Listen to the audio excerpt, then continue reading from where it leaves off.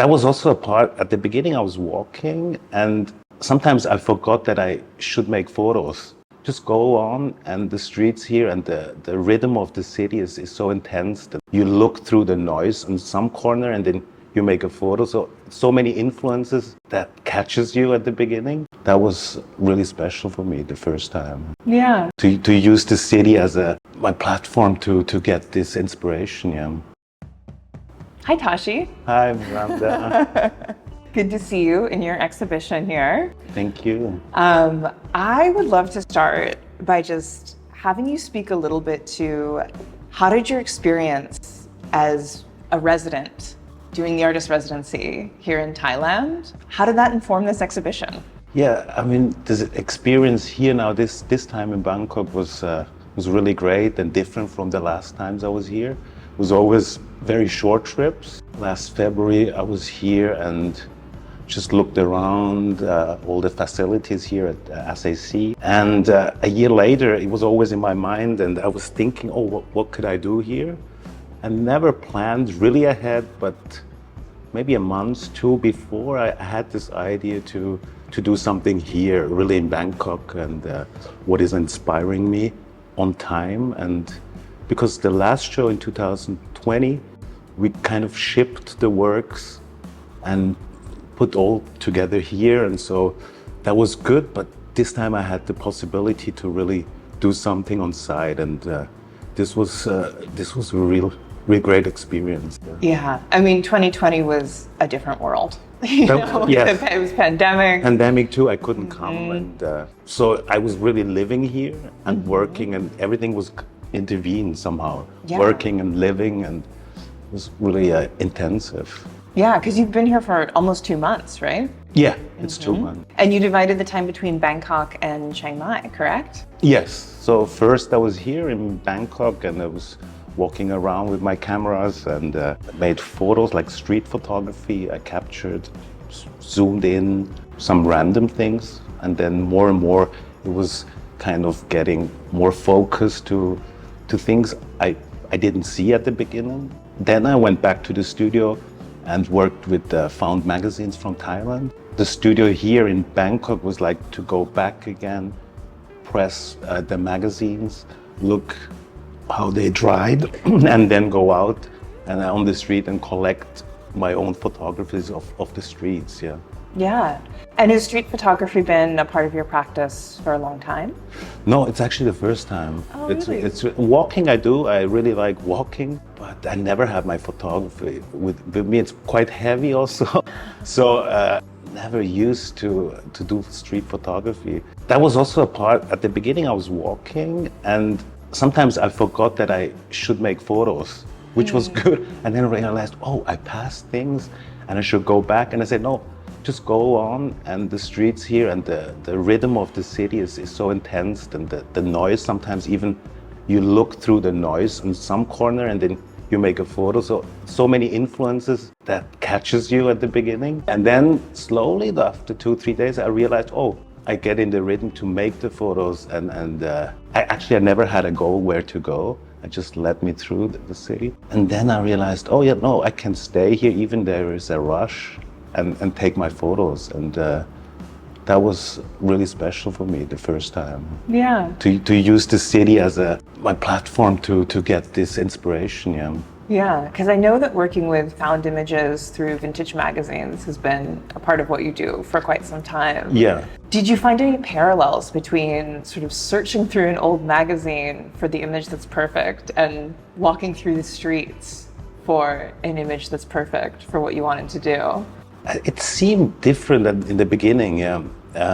For sure, it's you don't have to walk so much, it's less effort, you think. Yeah. To get the magazines was also, you have to go to the market, you have to sit there, go through which magazine is worth to collecting also. But the parallel is, I would say, the view, take time and see what kind of image I'm searching for at that moment. mostly the selection is then in a later stage. So when I collect a magazine, I think, oh, I can do something with this. You bring it back, and then you see if it's worth doing something with it or not. And also on the street, I never knew then again when I came back from a walk, oh, what did I capture actually? I did a lot of photographies. Then back at home, I went through them, and then I made a selection too. So it's kind of the same process, I would say. Yeah, that makes a lot of sense of like collecting and then curating. Yes. Yeah. And then now that we work together, it's another selection again, you know. It's a lot about chance in printing, but at the end, I would say it's the selection also where we can go, which one shall we choose and put together. So quite the same process, yeah. Yeah.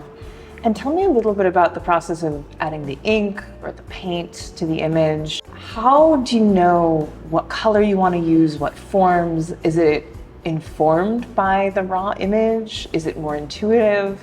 How do you decide this one's going to be purple, this one will be blue, this one will have graphic forms, this will have soft forms? Mm-hmm. That's a good question. I went through it again to the exhibition yesterday. I was thinking, yeah, what is it actually? Why did I choose this form?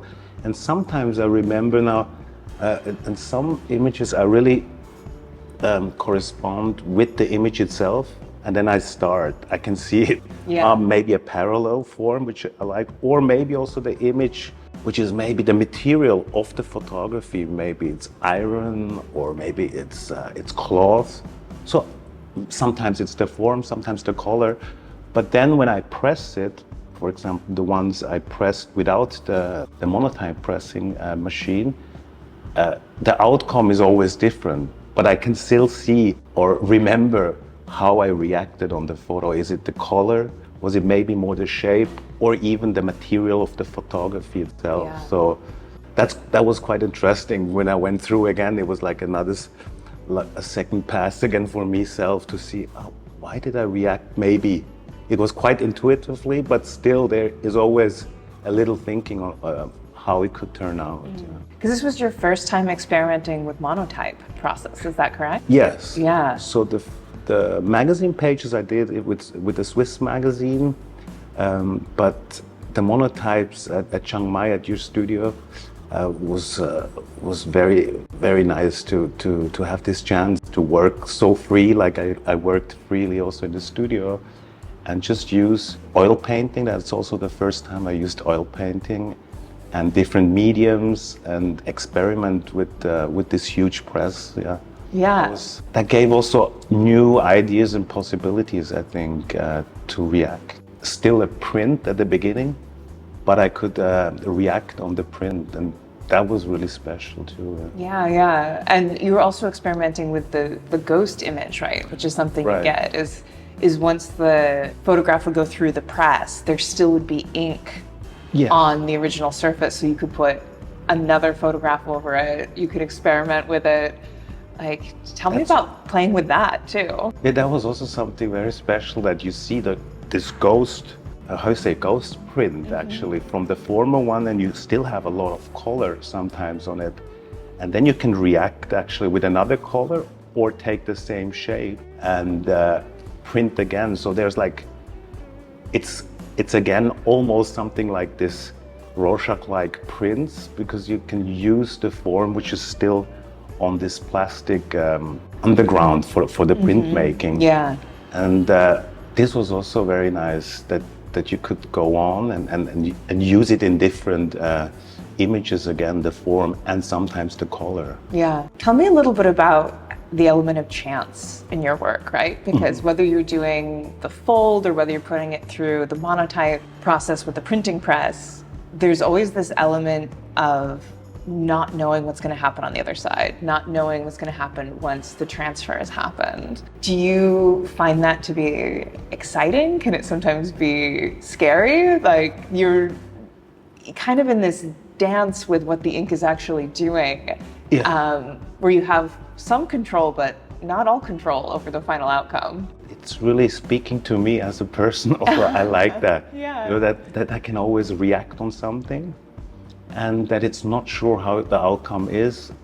But with now, like I said, with the monotypes, the nice thing is you can still applicate or use the print further on to develop like different forms and colors. So I would say it really speaks to me, this form of working process, this chance, but then control it also in a way, maybe by selection or adding new layers or adding new images together. It's almost like a collage then somehow. And yeah, you said like dancing, that it's actually quite nice. Recently I was thinking, since I'm here, those 2 months, I didn't cook, and I like cooking actually a lot. So for me it was like, also I was thinking, oh, it has something, a sort on this press, it's almost like cooking, so I could really use the different mediums, the color, the press machine, go through it again. So it was, for me, I like cooking, like taking the stuff, what I have in the fridge, and see what's happening. So I think maybe it comes out of that. I think cooking is a really apt metaphor, because you're adding ingredients, but you also have to respond to what happened in real time. And you taste it, and it's like, so I was thinking, yes, that was good that I didn't cook so much. Totally. You could put that energy into the exhibition. Somehow, I think what's really special about this exhibition is that it's so clearly informed by your time in Thailand. The magazines came from the markets here, the street photography came from the streets here. But it still very much feels like a Tashi exhibition. Oh, really? It still is like so very much your voice. Do you feel that there's something about this exhibition that's different though from your former ones? As a person, for sure, the experience I had here those 2 months, and in terms of medium, that I open it up to different possibilities. So it's like mostly an exhibition, I had like a concept, and I run through it. It's like this paper, it's maybe just this kind of print, but this spontaneity maybe influenced me here for sure, or like also the time that I had so much time, like 24 hours working, living, but it was so intervened that I see, well, I can go further on, and just at the end you see they somehow match together, the feeling. So at the beginning I was like, oh, maybe you have doubts, those magazine prints, they are maybe in one corner in the exhibition. It was at the beginning, and the other ones, they're so different, then maybe they should be in another corner. So to put them together is really something new for me, to say, no, let's try it out. And that was also through you, for sure, with the communication. We say, oh, it works together. And also the different prints, there are laser prints, there are fine art prints, there are different magazines. All it together, the surface or the source material are so big, and I think I take that with me for sure, to see, trying to use all the possibilities, and at the end you can see if they come together. I would say that it's a big inspiration for me in the future. I think that's one of the things that's so fun about this exhibition, is the way in which the found objects, like the found magazines, blend so seamlessly, I think, with the street photography.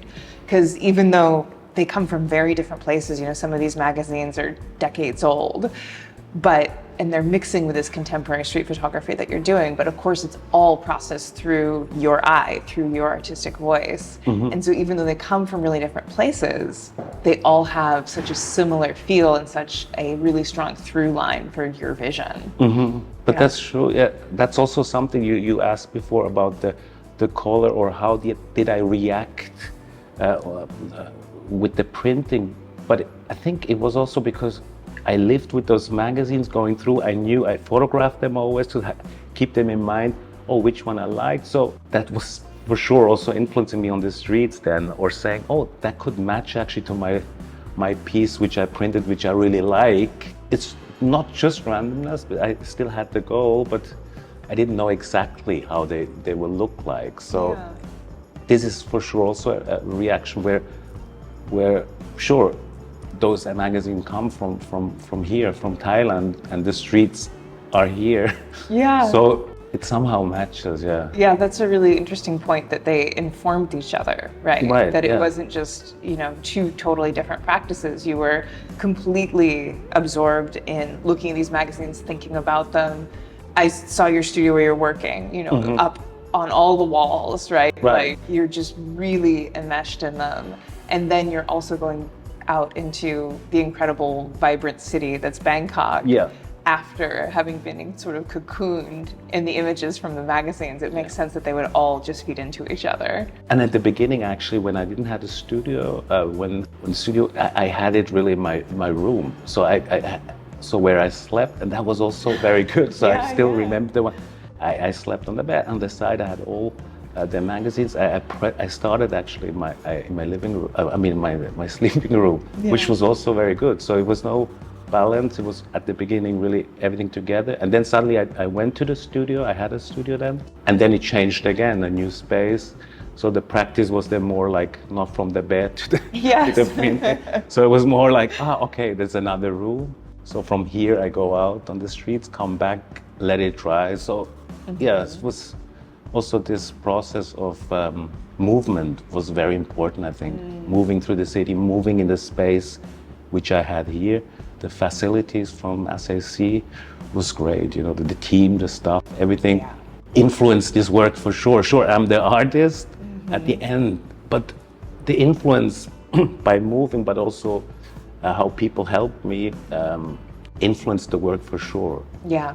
Also in Chiang Mai, this freedom I felt to really experiment with the machines, which I know is professional, how you run it, and you have professional printers, and I'm kind of self-taught, and I was able to do those prints very freely, even in the evenings. At the end, they are the works here, but it influenced everything, the energy of everybody who helped. Otherwise, they would look totally different, So it takes a village to make an art exhibition, right? For sure. This is really also something I really learned here too, that in a quite short period of time, in 2 months, I couldn't done it without the help of the whole team. And if you had to pick one piece in the exhibition that kind of exemplifies the show, do you have one in mind? Do you think 10 years from now, when you're thinking of back on Second Pass, are you going to think this was the piece that was like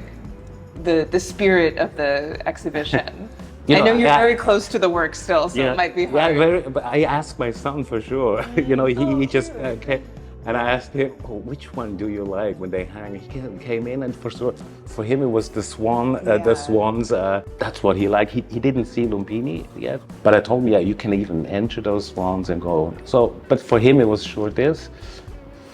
For me, it's kind of difficult to say, because maybe this one was quite at the beginning, where I started to use the paper in a bigger sense, which started then also the idea of printing the photos for Chiang Mai bigger.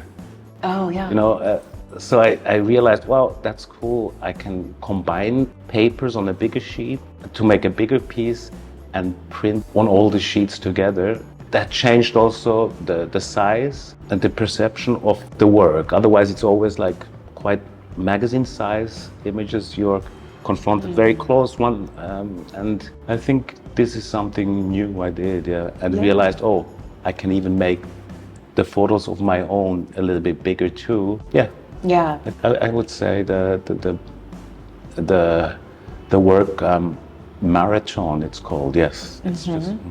Yeah, definitely. The swan piece, I think, is really special. I think a lot of people have kind of been falling for that one as we've moved through the studio, and they're all beautiful, but I think that one's like a lot of people have been drawn to it.